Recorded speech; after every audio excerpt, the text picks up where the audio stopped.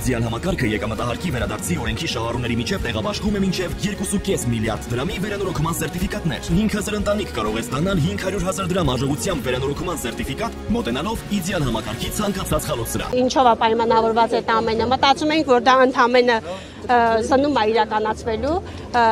որի համար բնականաբար մենք համաձայն ենք, եթե իրենք հանդիսանում են տարածիկ երկիր, այսինքն եթե ցանկանում են զննել, խնդիր չկա, թող մեքենան բացեն, այդ զննությունը անցկացնել, բայց մեքենան պահել եւ արդեն լաբորատոր զննումը անցկացնել հանդիսանալով տարածիկ երկիր, դա կարծում եմ, որ իրականությունը չպետք է որ համապատասխանի։ Ամսի 19-ից, այսինքն 18-ին, ապրիլի 18-ին առաջին մեքենան մտել է Գեզի ու դրան հաջորդող բոլոր մեքենաները արդեն մտել են Գեզի։ Իսկ այստեղ հանդիպում պահանջում եք։ Այո, ոչ միայն պահանջում ենք, հարցին լուծում ենք պահանջում։ Ամփոփում որպես։ Գայանե Պողոսյան, Պրոշյանի կոնյակի գործարան, արտահանման մասնագետ։ Պարոն Շահնազարյան, խնդրի մասին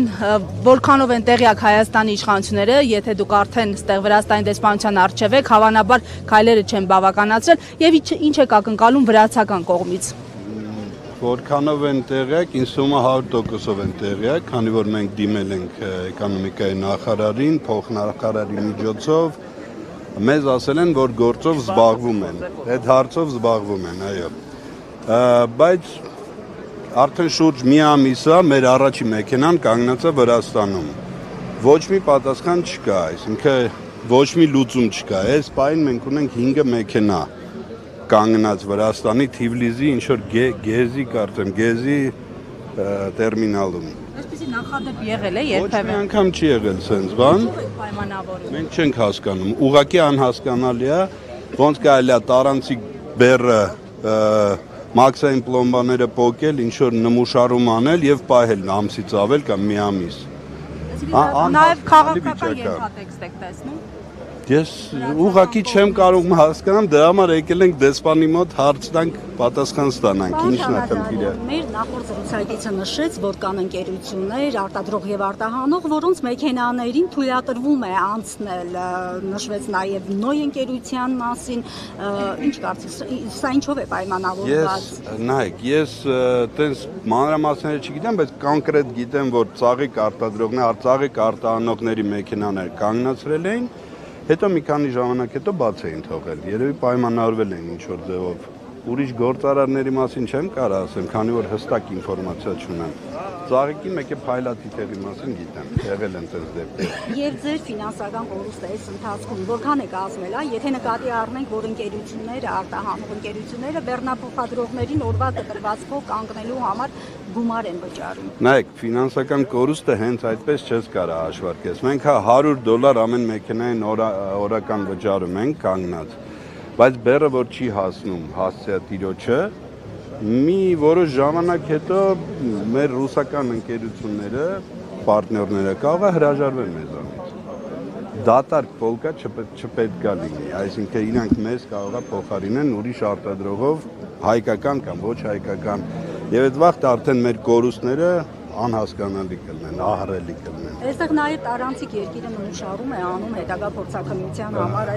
սա որքանով է հիմնավորված։ Նայեք, ես ինչքանով ես գիտեմ, այդ կարա լինի մենակ այն դեպքում, երբ որ կա հստակ ինֆորմացիա, որ մեքենայի մեջ կա կոնտրաբանդա, ես պետք է մտնեմ կներեք։ Դե այդ մեքենաներ էլի, որ չեն թողում անցնեն։ Ես կոնկրետ 20 օր եկել եմ ու չեմ կարող բարձվեմ։ Ինչն է պատճառը, ինչ հիմնավորում են։ Ես չեմ կարող ասեմ, ես ինչ իմանամ։ Անես տեղ են ուղարկում, որ ես 3 տարի շոֆեր եմ, այսքան ժամանակ այդ տեղը սկի չեմ էլ իմանում որտեղ է։ Ինչ եք արտա։ Ես Պրոշյանի զավոդում ֆուրի շոֆեր եմ, կոնյակի այդ վարորդն եմ, էլի։ Բեռնափոխադրող կազմակերպություն ենք, Էլասկո Էքսպրես։ Հենց հիմա մեր մեքենան վրացական տամոժնյայում է։ Ինչ են ասում, օրինակ, որ անցած։ Ասում են, որ պետքա բան արվի, հենց տամոժնյան սահմանակետում իրան արդեն ասել են, որ ձեր հարցը լուրջ է։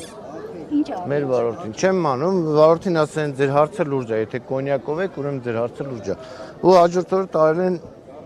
բան, տամոժնյա, իրանց Գեզի տամոժնյա վրա Թիֆլիսի, մինչև այսօր դեռ փորձանմուշ չեն վերցրել։ Ինչի համար է լուրջ, ինչով է Ասում են պետքա էքսպերտիզա անենք, տեսնենք ձեր կոնյակի որակը որն է, բայց մենք ասենք չենք հասկանում տրանզիտ երկրում մեր կոնյակի որակը իրանց ինչին է հետաքրքրում, մանավանդ եթե անցակետում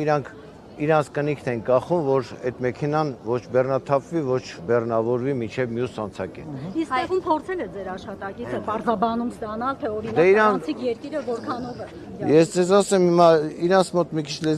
լեզվական նաև խնդիրը կա, որ շատ-շատերը չեն խոսում։ Մեր վարորդը կարողացել է այս 5 շաբթի ուրբաթ շաբաթ Կիրակի 2 շաբթի, այս 5 օրվա մեջ կարողացել է պարզապես պարզ իր թղթերը ու մոտ է։ Ոչ մեկ իր արդեն չի պատասխանում։ Տամոժնայում ես ինչ որ չեմ կարող ասեմ, որ ծառայության մոտ է, բայց գնացեք գտել է, լաշ է։ Հայաստանի կառավարությանը դիմել եք։ Մենք դիմենք Հայաստանի կառավարությանը, որ ինչ անում։ Դե այն օրը անցած քարոզիային էր, որ էկոնոմիկայի նախարարը խոսում էր, ես լսում էի, որ փայլատի թեղների բաների հարցերը իբր լուծված է արդեն, կոնյակը դեռևս չէ։ Իբր ընթացքի մեջ է, ես չեմ կարող ձեր հարցերը։ Իսկ պայմաններ կան այնտեղ վարորդների համար, օրինակ եթե մեքենան կանգնեցնում է, վարորդը բնականաբար պետք է այնտեղ։ Դե մեքենայի մեջ մնում է վարորդը, ոչ սնվելու կամ սնվել է իր հաշվին, այսինքն բեռնափոխադրողի հաշվին է։ Որապահքի մեքենայի համար Հայտվել է այդ կոնյակների հետ կապված, որ ես նոր մեր վարորդի հետ չեմ խոսել դեռ, պետք է իրանից այսօր փորձանմուշ վերցնեին, մեր մեքենայից։ Բայց այնտեղ մեր վարորդի ասելով կանգնած է մոտորապես 30-ից ավել մեքենա։ Մեր հայկական գինիներով, կոնյակներով։ Կայանատեղի համար գումար վերցնում եք, թե։ Ուսե դա ես դա չեմ կարող ձեր հարցին պատասխանեմ, որովհետև այդ տամոժնյան հիմա չգիտեմ իրանց մոտ ինչպես է էլի։ Ռուսական կողմը օրինակ եթե վերցնում է, ամբողջը մնում է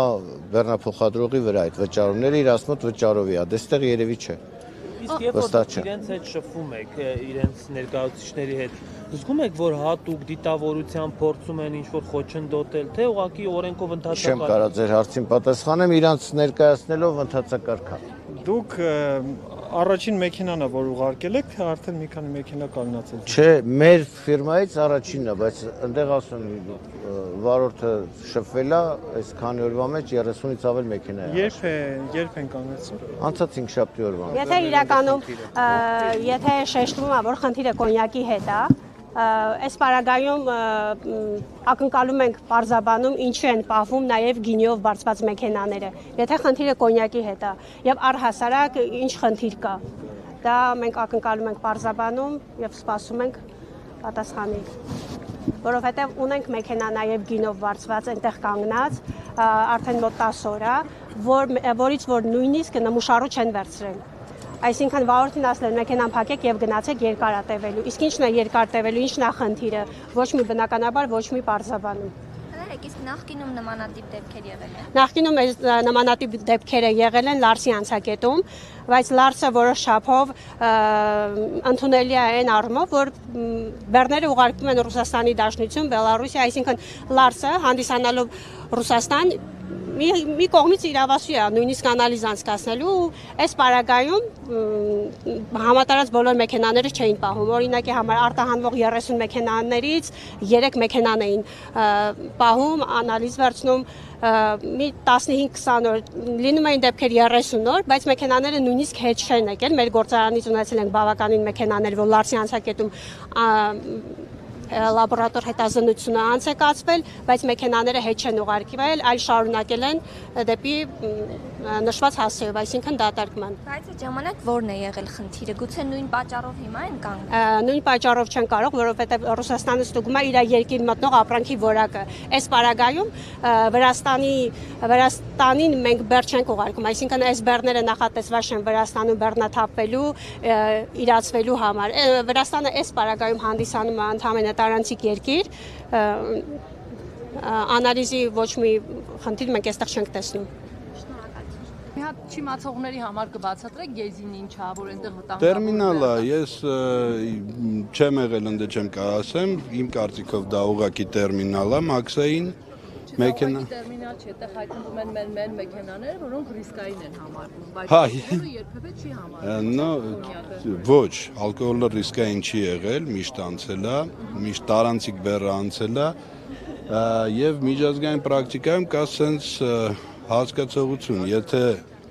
կասկածում են, որ կանտրաբանդա է, բացում են, ստուգում են, տեսնում են կանտրաբանդա չկա եւ բաց են թողում։ 30 օր որևէ զննում անելը անիմաստ է եւ անհասկանալի է։ Իսկ ինչ զննում են անում։ Մենք չգիտենք, բացել են մեքենան, հանել են մի քանի նմուշ եւ այդպես։ Կոնյակի։ Հա, կոնյակ է, մերը կոնյակը։ Իսկ ես 30 դուք պայմանավորված որ բաց ես հասել եք։ Ոչ մի բան չեն ասել, ուղղակի մեքենան կանգնած է, մեքենաները կանգնած են, ոչ մի Բայց վարկածներ կան։ Ոչ։ Ինչ կորուստների մասին է խոսքը հիմա ֆինանսական։ Հիմա մենք օրեկան ամեն մեքենային $100 փող ենք տալի, բայց դա չի կորուստը։ Կորուստը այն է, որ այդ պատճառով մենք կարող է շուկա կորցնենք։ Այդ ժամանակ կարող է մենք բոլորս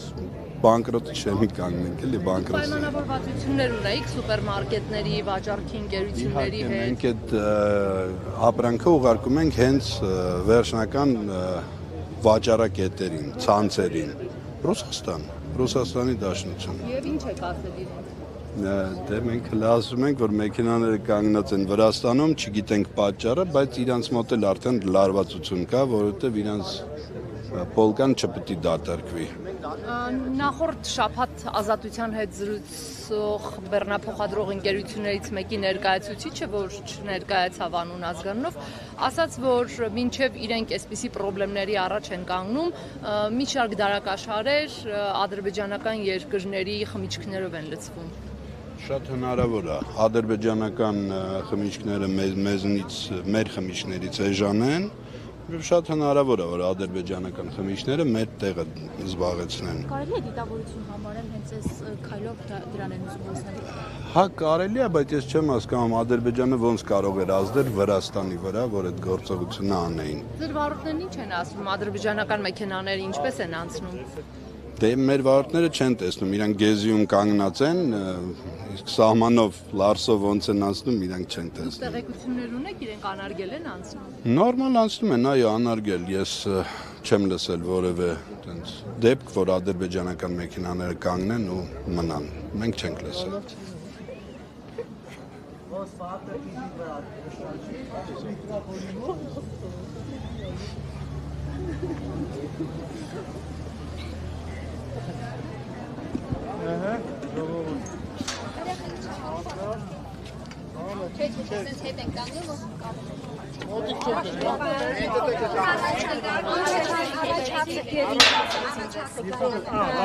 Մեզ խոստացան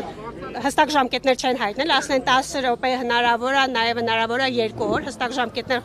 ասեցին, որ չեն կարող հայտնել, բայց որ խոստացան պաշտոնական Թբիլիսին հանդես գա հայտարարությամբ, հարցին լուծում, բացատրություն, թե կոնկրետ ինչ հայտարարություն, ինչ որոշում, դա դեռ ոչ մեկ նույնիսկ իրանք տեղյակ չեն, իրանք դիմել են պաշտոնական Թբիլիսին, հիմա իրանք ոնց որ եւ մենք ակնկալում են այնտեղից պատասխան, իսկ ժամկետները այո, իրենք արդեն դիմել են ու սպասում են պատասխանների այսօրեն խնդրից տեղեկացել, որովհետև անցած շաբաթ խորհրդանում արդեն քննարկվում էր։ Դրա նախորդ օրը լրատվամիջոցներն երևի իրենք հստակ տեղեկացված չէին եղել կամ երևի լրջությունը այդ աստիճան չէին պատկերացնում։ Հիմա ամեն դեպքում ինչպես Ձեզ ասացին իրենք այսօրեն իմացան։ Այո, որովհետև մեզանից իրենք մանրամասն ինֆորմացիա էին ակնկալում, մենք հնարավորինս փորձեցինք հակիրճ ներկայացնել ստեղծված իրավիճակը, խոստացան ընթացք տալ։ Իրենք ասին, որ տեղյակ չեն խնդրից, դուք այդպիսի տպավորություն ստացաք։ Եթե դուք ձեր խոսքերից ես ենթադրում եմ, որ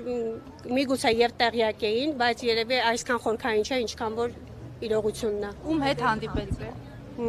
Կոնսուլի։ Դեսպանի։ Գայանե Պողոսյան, Ռոշանի կոնյակի գործարան, արտահանման մասնագետ։ Դուք այսինքն Այո, մենք հույս ունենք, ակնկալում ենք, որ շատ կարճ ժամանակում իրենք մեր հետ կապ կհաստատեն, իրենք վերցրեցին մեր կոնտակտները եւ խոստացան, որ անմիջապես մեր հետ կապ կհաստատեն պատասխան ստանալուց հետո։ Հակառակ պարագայում ինչ կանեք։ Հակառակ պարագայում մենք շարունակելու ենք մեր խաղաղ ակցիաները, որովհետև սա լուրջ խնդիր է, որը պահանջում է շտապույտ լուծում։ Պարզաբանում իրենց գործողությունների մասով դուք Ոչինչ, ընդհանրապես ոչինչ։ Դիտարկումներն էլ լսենք։ Հա, պարոն, բայց ներքևի չեք։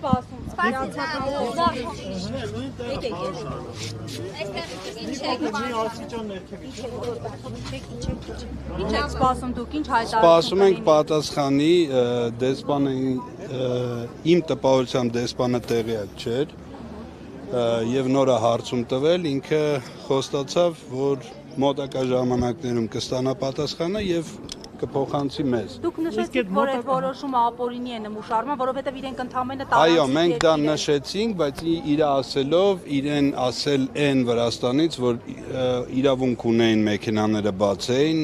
նմուշարում անեն եւ ուղարկեին անալիզի։ Որ ընթացակարգով մաքսային, եթե չի կարողանում դա բացի, ինքը չի կարողանում դրա պատասխանը տա, ինքը ուղղակի ասում է, որ ինձ այդպես են տեղեկացրել Վրաստանից։ Մենք չենք ստացել որևէ հիմնավորում, մեր մեքենաները կանգնեցրել են, բեռը բացվել է, նմուշարումը արվել է եւ մենք դրա մասին ոչ մի թուղթ չունենք։ Ոչ ակտ, ոչ, չէ, այդ հարցը չենք տվել, ինքն էլ չէր կարող դա պատասխանել։ Ստերևույթի մենք սպասում ենք, խոսք ենք տվել, սպասենք այս մոտակա 1-2 օրը, հետո նոր ստերևույթի նորից կգանք, հա։ Չէ, ինքը ասեց կարող է նաև այսօր լինի, բայց կարող է 2 օրից լինի։ Իսկ պահանջը կառավարությունից, Հայաստանի Հանրապետության կառավարությունից